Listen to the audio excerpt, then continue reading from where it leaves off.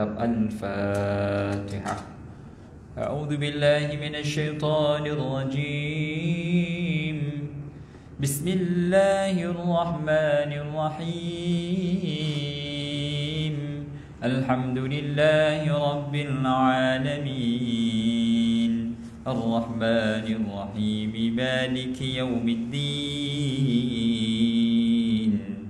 إياك نعبد وإياك نستعين. اهدنا الصراط المستقيم صراط الذين أنعمت عليهم غير المغضوب عليهم ولا الضالين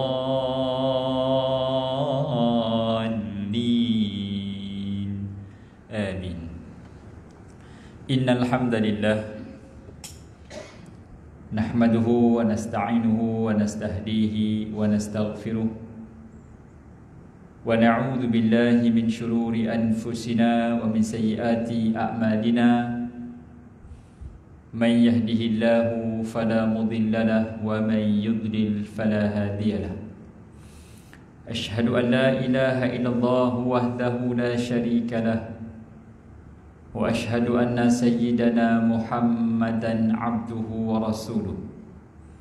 سبحانك لا علم لنا إلا ما علمتنا إنك أنت العليم الحكيم. قال رب اشرح لي صدري ويسر لي أمري واحلل عقدة من لساني يفقه قولي. قد قال الله تعالى في كتابه الكريم بعد أعوذ بالله من الشيطان الرجيم. يا أيها الذين آمنوا اتقوا الله حق تقاته ولا تموتن إلا وأنتم مسلمون. صدق الله العظيم. Tuan-tuan, perempuan, muslimin, muslimat, warga kerja JKR yang dirahmati Allah Subhanahu wa taala sekalian. Pertama dan selamanya kita merafakkan syukur pada Allah Subhanahu wa taala kerana dengan limpahan kurnia, inayah dan kasih sayangnya jualah dapat sama-sama kita dipertemukan pada tengah hari yang berbahagia pada hari ini. Mudah-mudahan Allah Subhanahu wa taala jadikan ia sebahagian daripada himpunan amal saleh kita bersama, yang bakal kita bawa ia berdagang amalan itu di padang mahsyar kelak, yang akan dipersembahkan di hadapan Allah Subhanahu wa taala, yang memungkinkan kita termasuk di kalangan orang-orang yang kata Nabi sallallahu alaihi wasallam mendapat naungan di padang mahsyar. Salah satu asbab untuk mendapat perlindungan di padang mahsyar adalah mereka yang bertemu dan berpisah kerana Allah Subhanahu wa taala. Selawat dan salam ke atas Nabi kita Nabi Muhammad sallallahu alaihi wasallam. Allahumma salli ala sayyidina Muhammad wa ala alihi wa sahbihi wa baraka wa sallam. Ahli keluarga baginda dan para sahabat, para tabi'in, tabi'in, dan doa berpanjangan buat umat Islam yang berada di Syria, di Palestin, di Kashmir, di Xinjiang, di Yaman, di Afghanistan, di seluruh dunia, agar Allah Subhanahu wa taala berikan kekuatan dan kemenangan. Dan jika ada di kalangan umat Islam yang gugur di medan pertempuran, mudah-mudahan Allah Subhanahu wa taala tempatkan mereka semua di tempat yang terbaik. Dan pada masa yang sama, bila kita doakan kebaikan kepada saudara se-Islam yang lain, tanpa mereka tahu pun doa itu dipanjatkan untuk mereka, maka nanti malaikat akan berkata amin. Dan malaikat akan mendoakan perkara yang sama buat si pendoa itu. Bahkan bukan satu, malah banyak. Ya, maksudnya lagi banyak kita doakan kebaikan untuk orang lain, lagi banyak kebaikan datang pada kita, tuan-tuan. Biasakan doa yang baik-baik untuk orang. Muslimin, muslimat yang dirahmati Allah Ta'ala, kita berada di awal-awal tahun baru, yang mana semangat tahun baru ini diambil daripada semangat hijrah Nabi ke Madinah. Hijrah itu sendiri adalah kejayaan. Kejayaan yang macam mana? Kejayaan manusia berjaya menghampirkan diri dia kepada Allah. Itu hijrah. Apa sahaja yang menyebabkan kita dekat kepada Allah, walaupun ianya merupakan suatu kesusahan, kesedihan dan kesakitan, maka itu hijrah. Ya, sebab kita fahamlah dalam keadaan benda yang bernilai mesti dibayar harganya. Kita beli kereta free ke kena bayar? Kena bayar. Harga kereta beza-beza. Kereta Pro 2, kereta Proton berbeza dengan kereta BMW. Walaupun tayarnya 4, pintunya 4, harga berbeza bergantung kepada nilai kereta tu. Maksudnya lagi tinggi nilainya, selamatnya, selesanya, maka kita bayar mahal sikit lah. Yang mahal sikit ni selalunya sakit, sedih, pilu. Jadi benda berharga kena bayar ikut nilai dia. Jadi apa sahaja yang mendekatkan kita kepada Allah,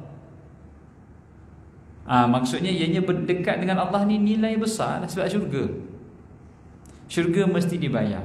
Maka walaupun ianya merupakan suatu kesusahan, kesedihan, kepahitan, maka ianya adalah hijrah yang dituntut. Ianya nikmat sebenarnya.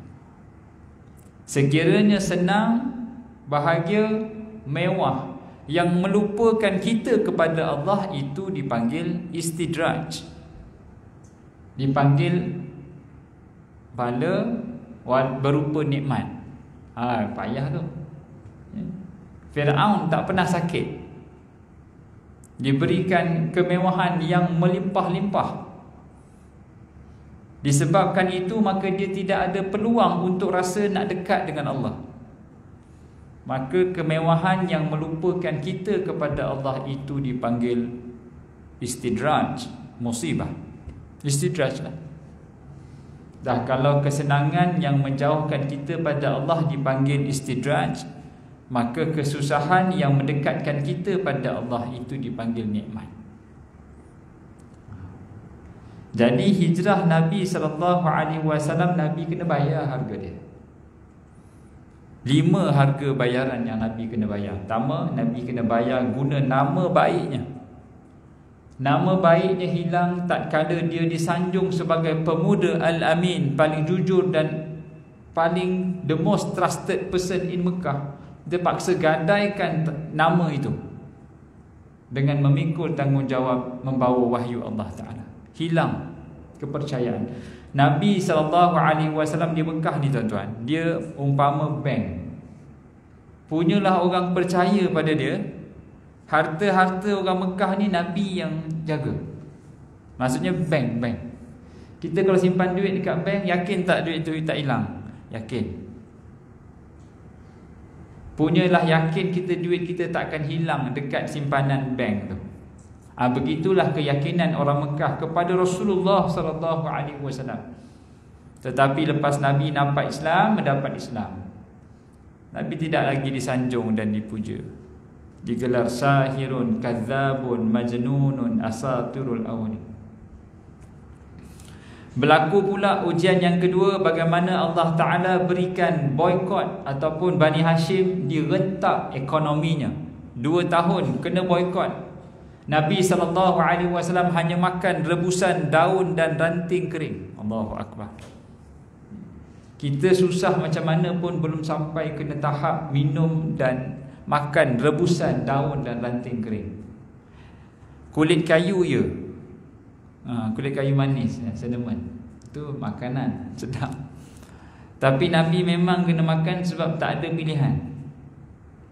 Hilang nama baik, hilang ekonomi. Dah lah orang tak suka, duit pun tak ada.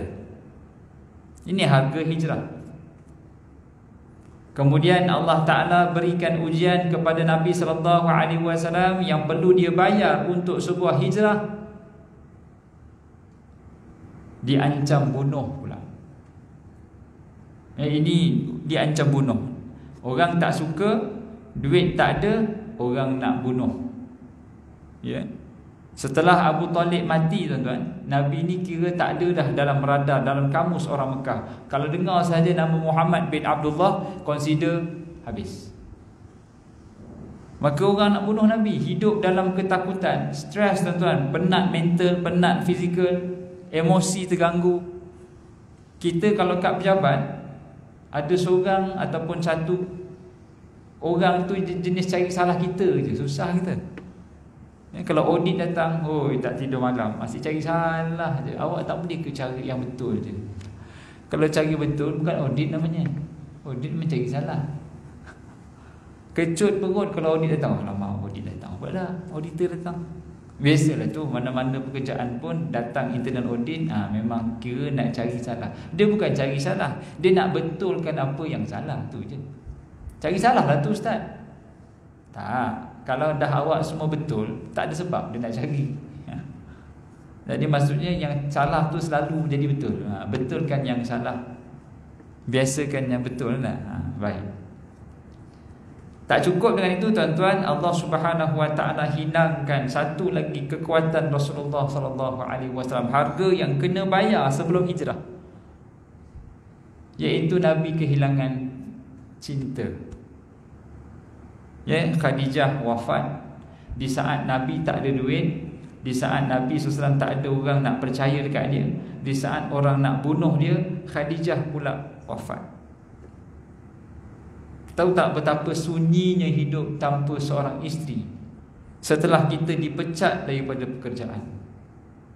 Mak dengan ayah memang dah tak ada dah, anak-anak pun tak ada, bini pula wafat, bini yang paling dia sayang kita. Allahu Akbar, tuan-tuan. Cuba tuan-tuan bayangkan keadaan Nabi SAW macam mana.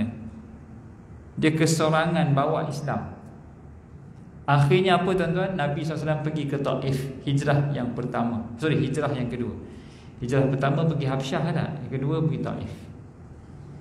Nabi pergi ke Taif untuk mulakan dakwah baru, untuk cari peluang dakwah yang baru, orang baru, semangat baru. Hijrah lah. Tapi seribu kali sayang. Nabi sampai di Taif, tuan-tuan, Nabi dibaling batu. Dalam riwayat dalam kitab Rahiq Al-Makhtum karangan Safiyur Rahman Al-Mubarak Furi menyebut darah Rasulullah SAW mengalir daripada kakinya sampai membasahi kasut yang dia pakai. Darah bertakung dalam kasut. Itu setara Nabi bawa Islam, tuan-tuan. Kita belum sampai tahap darah kasut, bawa Islam tak ada. Kita paling-paling pun sebelih lembu tu berpeluh aja, pegang tarik nak melapah lembu nak masa korban. Bawa peluh tak, berkicap kejap kan. Bawa tenang berji. Lepas ni kita makan sup, okey? Okey. Lepas berpeluh ada sup pula. Boleh tampau daging lagi. Siap dia potong, siap-siap batang pinang. Ni saya punya ni. Pasal apa? Saya tak tumbangkan lembu. Penumbang lembu dapat batang pinang tu. Melapah dapat sikit je. Dia pula buat syarat tu. Jadi apa pun juga, Nabi balik daripada Taif, Nabi dibaling batu. Nabi kehilangan segala-galanya. Segala-galanya direntak dalam peristiwa itu. Barulah akhirnya Nabi pun berdoa pada Allah Ta'ala, ya Allah, kepada siapa yang kau nak aku bawa Islam ni, maka malaikat Jibril pun datang, wahai Rasulullah, izinkan aku hempas Mekah sekarang. Aku tak sanggup tengok kau merintih macam ni. Apa kata Rasulullah sallallahu alaihi wasallam? Wahai Jibril, aku tidak mengharapkan kehancuran mereka, tidak. Aku mengharapkan akan adanya anak Islam lahir daripada tulang mereka. Allah terus jayakan ganjaran harga yang telah dibayar dengan hijrah ke Madinah. 5 harga, tuan-tuan. Nama hilang, Pangkat hilang, harta hilang, cinta hilang, keselamatan nyawa hilang, semua hilang untuk Islam. Jadi kalau kita rasa hidup kita ni dah teruji, malu nak pergi depan Nabi SAW. Apa sangat ujian yang kita hadapi berbanding Nabi menghadapi ujian. Nabi SAW bawa Islam bukan untuk diri dia, dia dah selamat dah. Nabi SAW sebarkan dakwah Islam untuk kita yang dia tak kenal ni. Ni kita. Kita dapat Islam ni sebab sumbangan para sahabat zaman silam. Keluar daripada zon selesa, keluar. Kerana Nabi dah tunjukkan jalan macam mana nak membeli syurga. Kalau kita rasa kita dah sedih kena berkorban, tak tahulah macam mana kita nak berdiri depan Nabi SAW berbanding ujian yang Nabi tempuh. Baik. Maka dalam peristiwa hijrah ni tuan-tuan dan puan, dia ada beberapa poin penting. Ya. Pertama, kita tahu Nabi SAW hantar Mus'ab bin Umair setahun awal. Lepas tu Nabi SAW dapat khabar yang mana Madinah, seluruh Madinah dah pun Islam. Maka Nabi SAW pada malam itu bersama dengan Sayyidina Ali tidur dekat atas katil Nabi. Nabi keluar rumah. Jadi orang tak berani nak masuk dalam rumah tu lagi sebab nampak ada orang baring atas katil. Sedangkan Rasulullah SAW dah keluar dah pun. Lepas Nabi keluar, Nabi duduk dalam gua 3 hari 3 malam bersama Sayyidina Abu Bakar As-Siddiq. Ini jelas, biasa kita faham. 3 hari 3 malam, Asma dan Abdullah, dua-dua ni anak Abu Bakar, bawa makanan, bawa maklumat. Bawa makanan, bawa maklumat. 3 hari 3 malam. Handphone tak ada, itulah handphone. Grab tak ada, itulah Grab. Grab food dengan maklumat, itu Asma dan Abdullah. 3 hari 3 malam. Gelap gulita malam. Panggil gembala kambing, tutup tapak kaki di saat mereka berjalan. Pergi ke Madinah, ada penunjuk arah yang kurang risikonya. Dan akhirnya sampai ke Madinah, selesai hijrah. Baik. Perjalanan cerita ni tuan-tuan nampak simple, tapi ada banyak benda yang banyak kita kena belajar. Pertama sekali, kejayaan peristiwa hijrah itu dimulai dengan perancangan. Nabi SAW tak pernah buat kerja melainkan mesti Nabi berbincang dan bermesyuarat, merancang strategi. Ya, Nabi hantar Mus'ab, Ali tidur atas katil, Asma dan Abdullah ready maklumat dan makanan, Abu Bakar ready dalam gua, penggembala kambing tutup tapak kaki. Ini semua perancangan. Maksudnya apa tuan-tuan? Maksudnya nak berjaya dunia akhirat, kena ada perancangan. Mesti merancang. Kita merancang tak dunia ni? Nak balik kampung pun kita rancang. Punyalah bab dunia ni kita rancang. Nak balik kampung kita rancang.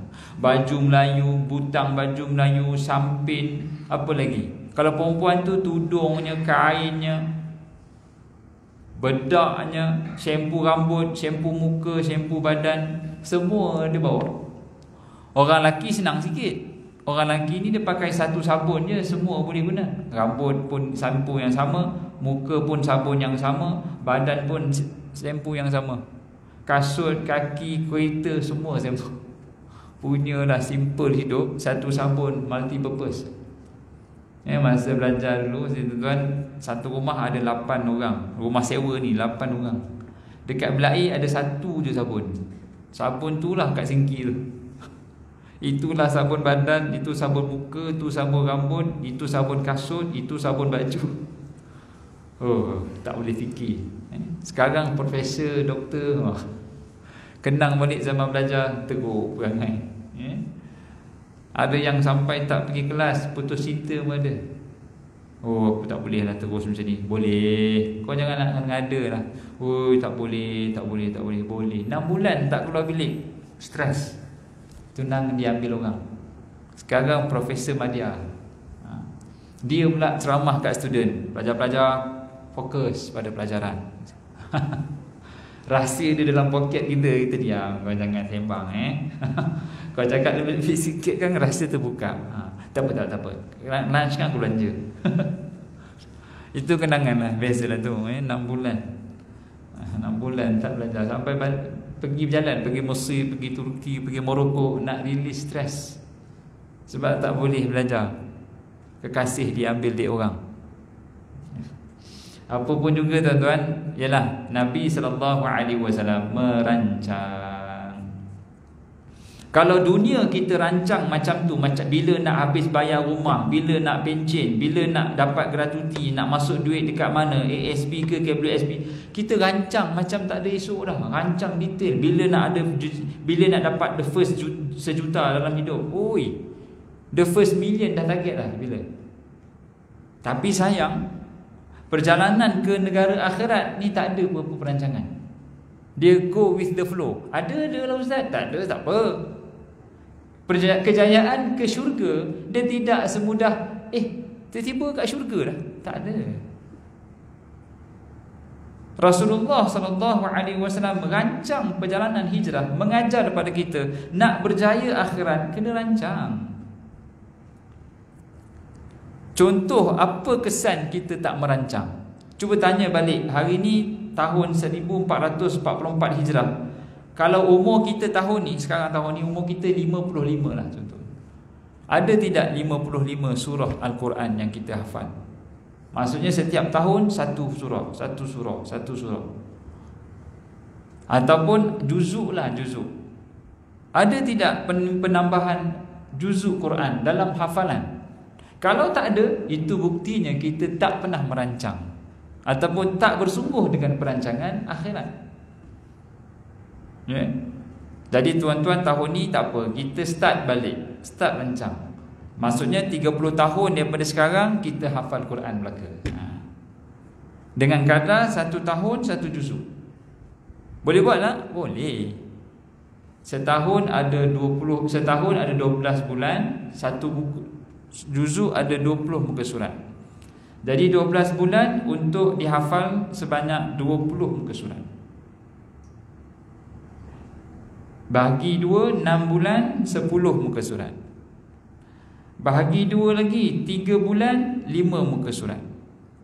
Kecilkan lagi 3 bulan ni 90 hari. 90 hari untuk 5 muka surat. Jadi satu muka surat 90 bahagi 5, 95 1 5 4 0 8 40 18 hari. Satu muka surat 18 hari. Kecil lagi boleh? Boleh. Satu muka surat ada 18 baris. Ada 15 baris. Jadi 18 hari untuk 15 muka surat. Maksudnya satu hari satu baris. Rehat 3 hari. Ada rehat pula.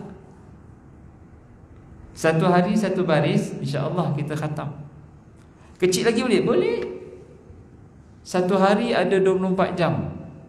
Satu baris tu 10 cm. 1 cm 2 jam 40 minit, 2 jam 40 minit.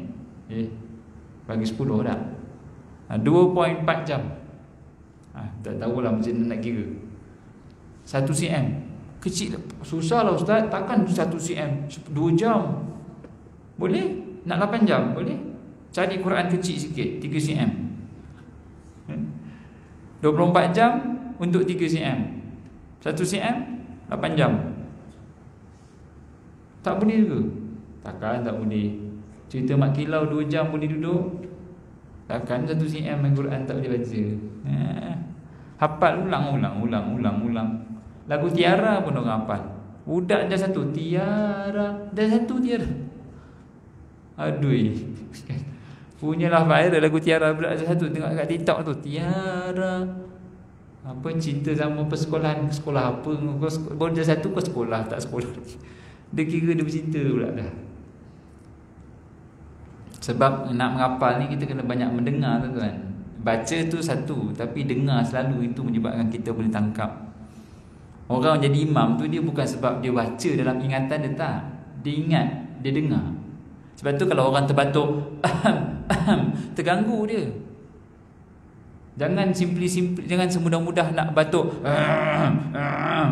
Ganggu imam. Imam tengah baca Quran, kita dia pun alamak, kat mana tadi aku masuk. Salah junction tu, salah simpang. Jangan nak boleh lah, sikit-sikit tak apa. Ni sana situ. Sudah. Kalau 10 orang imam pun lupa dah. Saya tahu lah pasal saya imam. Jadi kita boleh usahakan 1 juzuk 1 tahun. InsyaAllah tuan-tuan, 30 tahun daripada sekarang kita boleh jadi Al-Hafiz. Minta pada Allah, ya Allah, aku baru 4 juzuk, tolonglah tambah setahun lagi, nak juzuk 5. Baru ada sebab nak tambah umur. Ya, kita terlantar di hospital, ya Allah, baru 4 juzuk, ya Allah, bilalah nak mangkat ke 5 juzuk, tolong sembuhkan aku. Baru ada sebab nak minta pada Allah penambahan umur, sebab nak hafal Quran. Jadi kejayaan hijrah dimulai dengan perancangan. Tadi tu kejayaan mesti dibayar harganya. Yang kedua mesti merancang pula. Dia tak akan tiba-tiba dekat syurga. Tak. Mesti dirancang perjalanan itu. Dapat tak dapat itu Allah tentukan. Tapi manusia hanya boleh merancang. Rancanglah. Ni rancang pun tak. Asal ada, tak ada sudah. Oh, rugi. Tak selawat haji. Tak ada lah Ustaz. Kalau orang selawat lepas sembahyang kang, saya selawat lah. Kalau tidak, saya tak selawat. Ngaji? Tak ada orang nak mengajar. Saya tak mengaji lah, orang tak ajar. Haji tak pernah merancang ke nak mengaji Quran? Tak ada orang buat program lah Ustaz. Bukan kira orang buat program. Haji ada rancang tak nak baca Quran? Tak ada juga. Rugi tak? Rugi. 1, 2. Yang ketiga, dalam peristiwa hijrah tuan-tuan, Nabi SAW bekerja dengan budak muda. Ni the power of teenagers ataupun youngsters, budak-budak muda. Ada 4 budak muda yang membangunkan, yang menjayakan peristiwa hijrah di saat yang tak berapa muda ambil tugas yang lebih ringan. Pertama, Mus'ab. Apa tugas Mus'ab? Mengislamkan seluruh Madinah. Muda. Ali. Apa tugas Ali? Tidur atas katil Nabi. Bukan calang-calang orang boleh tidur atas katil tu. Siapa tidur ni consider dan consider kena tetap aja. Tapi Ali sanggup, wahai Rasulullah, biarlah aku ambil tugas tu. Aku nak tidur atas katil, kau ke tepi. Kau kan aku baring je, kau keluar. Nabi dapat signal daripada Mus'ab, baru start hijrah. Nabi SAW dapat signal daripada Ali, baru Nabi keluar rumah. Anak muda Asma dan Abdullah, Asma binti Abu Bakar dan Abdullah bin Abu Bakar, seorang bawa makanan, seorang bawa maklumat. 3 hari 3 malam Nabi duduk dalam gua itu, berbekalkan semangat 2 orang anak muda ni. Perjalanan 7 km, naik turun bukit. 7 km tuan-tuan. Bawa makanan, bawa maklumat. Kalau katalah seorang faul, maksudnya seorang tak bawa makanan, tak ada makan malam tu. Bukan ada Grab, bukan boleh masak, takkan nak masak dalam tu, confirm bertangkap. Bawa maklumat, bawa makanan. 2 benda yang penting sebelum kita nak mengatur strategi. Makanan, sumber makanan dan juga maklumat. Dijayakan oleh 2 orang anak muda. Maksudnya apa tuan-tuan? Maksudnya hijrah, perjalanan kita ke syurga akan menjadi sangat membantu dan mudah kalau bersama-sama dengan anak muda yang nak pada Allah Ta'ala. Dia tak payah cerita yang hebat-hebat, korban dia. Korban kalau tak ada budak muda, nak tumbang lembu, nak melapah, kita boleh. Penyudahnya kena hire Bangladesh. Tolong masjid saya panggil Bangladesh datang, pasal semua orang budak muda tak ada. Yang ada tak berapa muda, nak tumbang sakit badan, nak tarik kaki sakit lengan, nak tonyo-tonyo tu nak sepotong sakit bahu, macam-macam sakit. Yang generasi muda yang tengok cerita Mak Kilau semua tak ada. Tu masalah tu. Kalau tengok tu collection 90 juta, dia mesti diterjemahkan dengan hadirnya ke masjid, tapi tak ada. Tak ada link, tak ada bridge tu, tak ada. Yang di masjid tak tengok pun lagi cerita tu.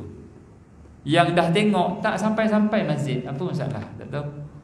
Sebab mesej cukup clear. Kita mulia sebab Islam. Tapi masjid tak nampak. Kalau diorang ni kalau berlari tak nampak pintu masjid, lari je budak-budak muda lagi. Dek, jalan keluar depan sikit. Pusing ni buat apa? Saya memang nak pusing bang lagi. Oh, 42 km maraton. Berpusing. Yang geng basikal pun sama. Sama lagi. Tak jumpa jalan ke dik? Depan tu kan keluar je. Tak jumpa bang. Saya memang nak pusing ni. Elok tumpang tandas masjid. Azan maghrib hilang. Lah jumpa juga akhirnya jalan keluar lepas azan. Aduh, tak, bukanlah cerita salah apa, tak ada. Ceritanya budak muda ketandusan di masjid. Korban tak ada budak muda. Aktiviti masjid sendu daripada anak muda. Muda tu maksudnya 50 ke bawah. Sebab Nabi SAW dalam peristiwa hijrah, Nabi dalam peristiwa Isra' wal Mi'raj, Nabi naik ke langit, Nabi jumpa Nabi Musa. Nabi Musa berkata, wahai Muhammad, aku tak sangka engkaulah pemuda yang telah membawa umatmu lagi ramai di syurga berbanding umatku. Muda masa tu. Isra' Mi'raj ni berlaku just before hijrah. Masa tu umur Nabi 52 tahun.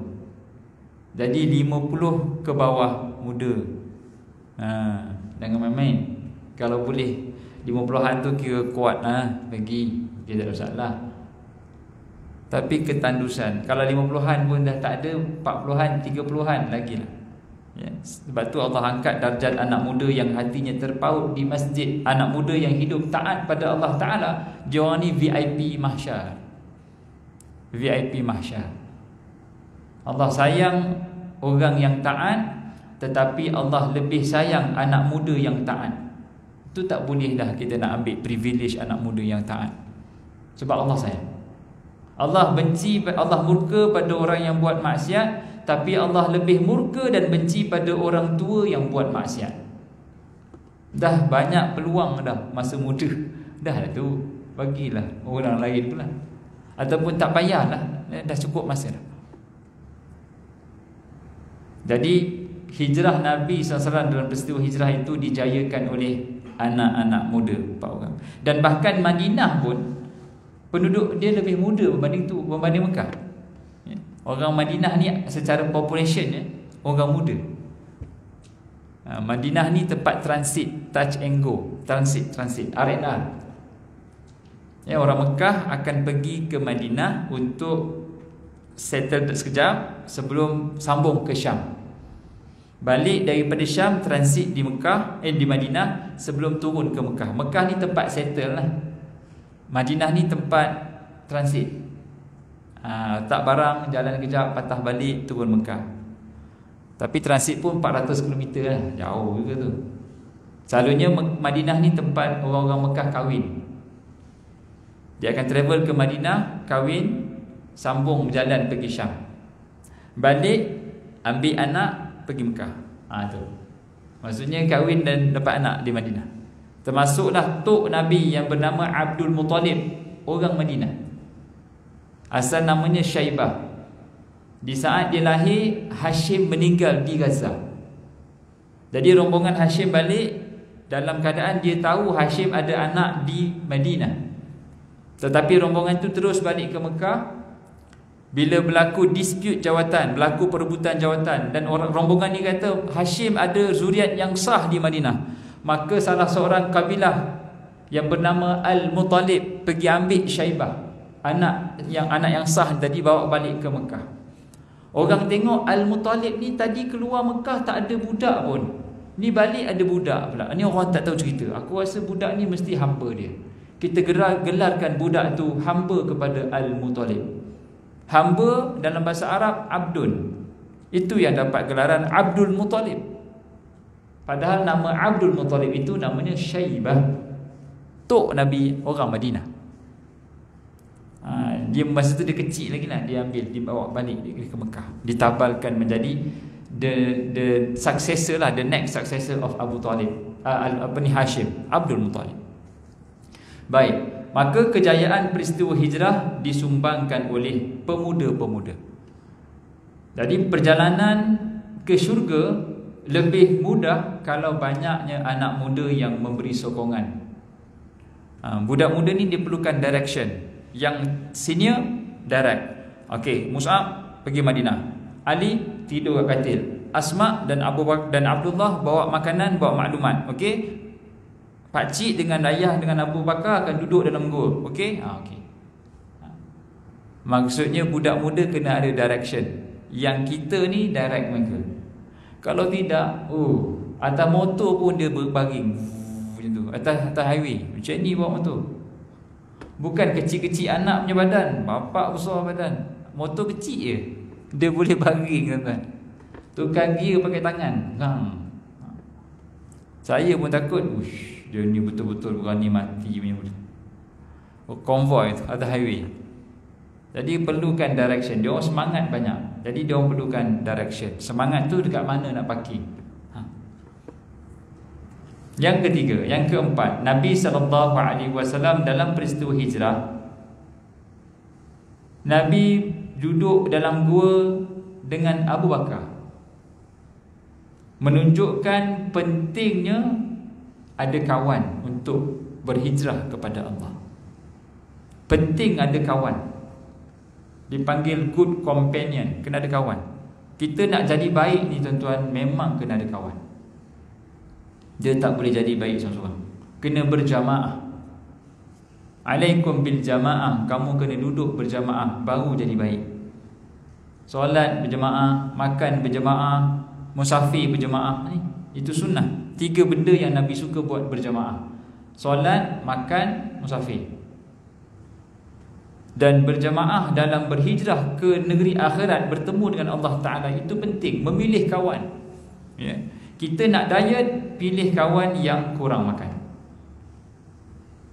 Kita nak pandai mengaji, pilih kawan yang kaki mengaji. Kita nak berhenti merokok, pilih kawan yang tak merokok. Kita nak apa? Nak pandai memancing, duduk dengan kawan yang tahu teknikal mancing. Nak pandai berniaga, duduk dengan kawan yang dah berpengalaman niaga.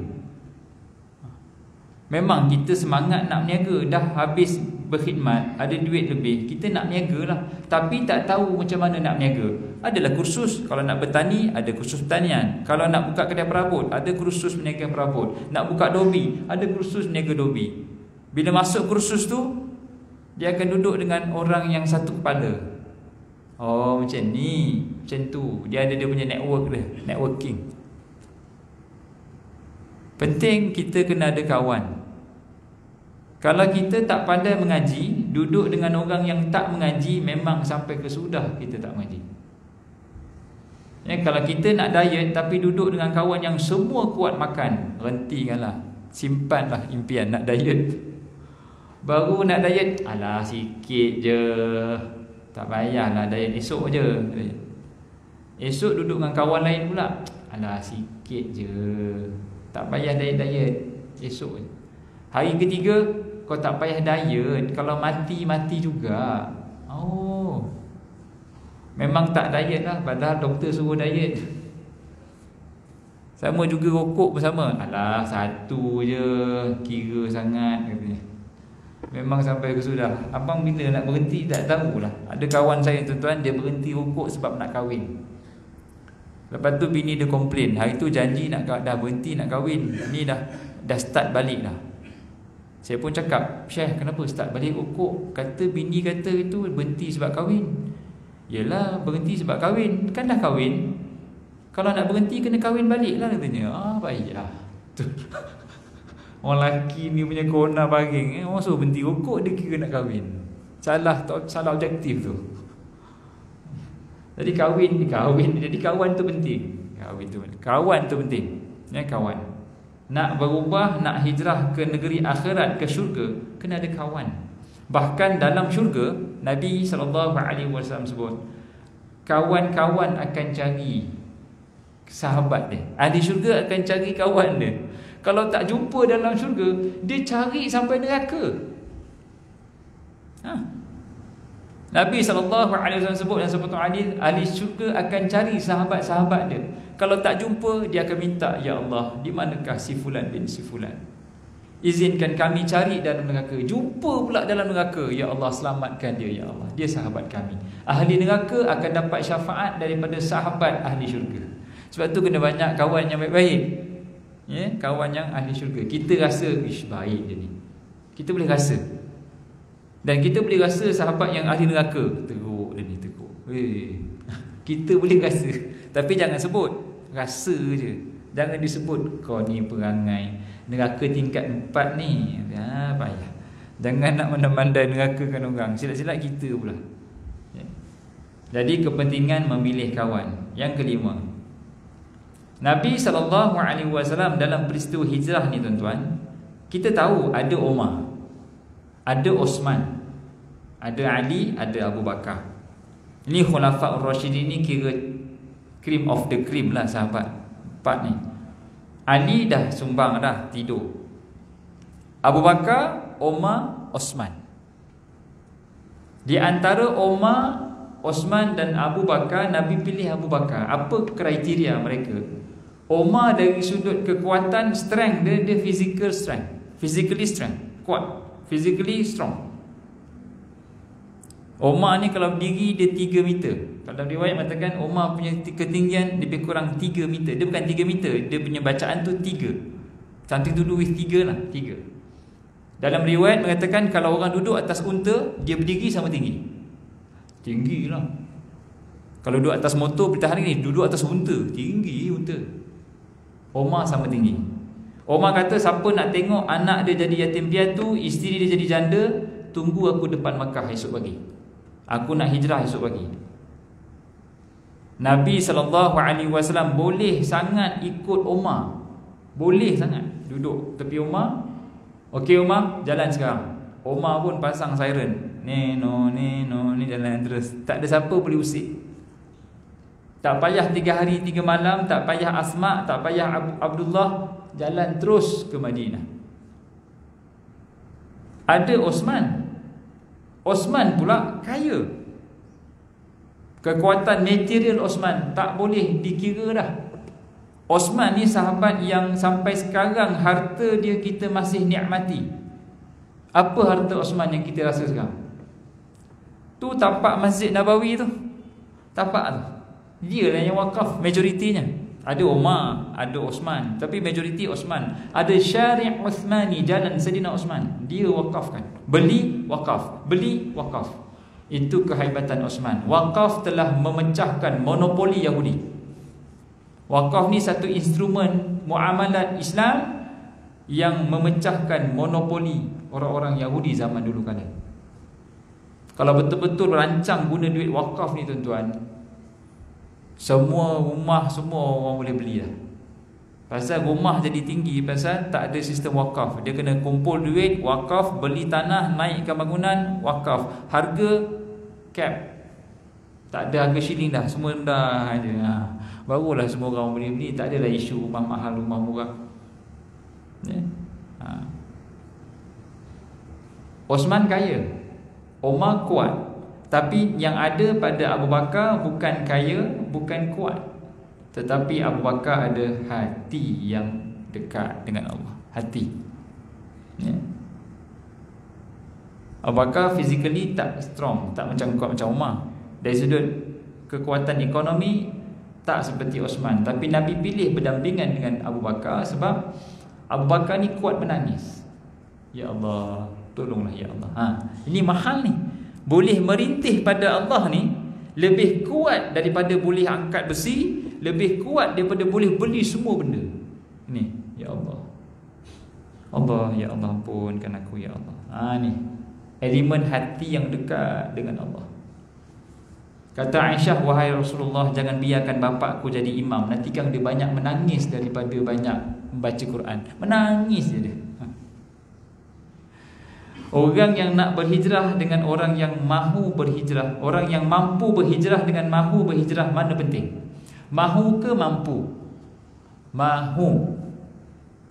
Orang yang mahu berubah dengan mampu berubah tapi tak mahu.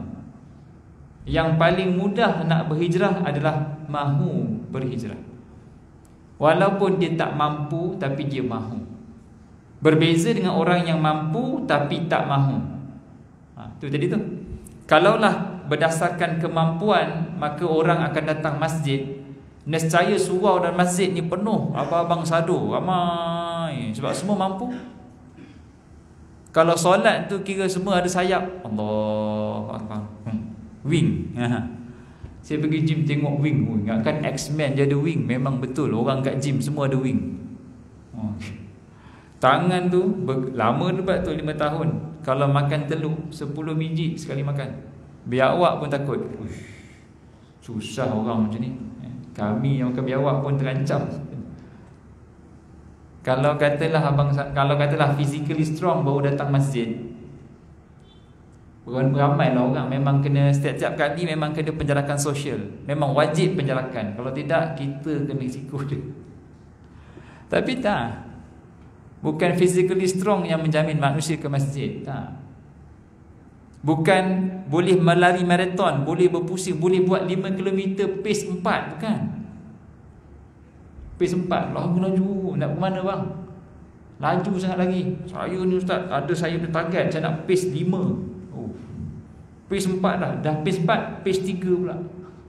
Laju pace 3 tuan-tuan. Tuan-tuan study lah. Lari 5 km pace 4, berapa minit? Laju. Tapi bukan. Yang datang masjid kadang-kadang kaki tak berapa kuat, mata tak berapa nampak, telinga tak dengar. Apa ustaz? Apa? Kalau sembahyang tu, kalau saya imam baca panjang, risau, saya takut jemaah tumbang. Subuh Jumaat jangan baca sejadah. Dia batuk je. Memang tak ada sejadah. Terus Allahu Akbar. Pasal batuk tak berhenti. Dengar azan Allahu Akbar, Allahu Akbar, dia datang sebelum azan. Yang goyang kaki ni, yang boleh maraton tu pusing masjid, tak datang-datang pun lagi. Sampai kesudah salam tak ada. Pasal physically fit tak menjaminkan kita ke masjid. Hati yang akan membawa kita ke masjid. Jarak manusia dengan masjid bukan jarak kakinya, tapi jarak hatinya. Dia dah di masjid dah sebelum azan, ya? Maka penting untuk memiliki hati yang nak berhijrah berbanding diri yang mampu berhijrah. Dan yang terakhir tuan-tuan, Nabi SAW membangunkan masjid setelah hijrah, menunjukkan pentingnya mengumpul kekuatan hijrah itu di masjid. Berhijrah itu penting. Mengekalkan semangat hijrah di masjid itu lebih penting. Kalau berhijrah tapi tak nampak masjid dalam radar hijrah itu, maka hijrah itu tempang. Dia mesti pergi ke masjid, sebab masjid dia akan set up new target. Nak pergi mana? Syurga. Jadi tuan-tuan, begitulah lebih kurang semangat hijrah tahun baru ni. Pupuk semangat untuk memiliki kekuatan.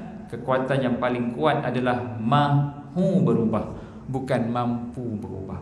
Mudah-mudahan apa yang disampaikan dapat sama-sama kita ambil pengiktibaran dan jadikan sandaran dalam kehidupan. Aqulu madza tasma'un, aqulu qawli hadza wa astaghfirullah li wa lakum.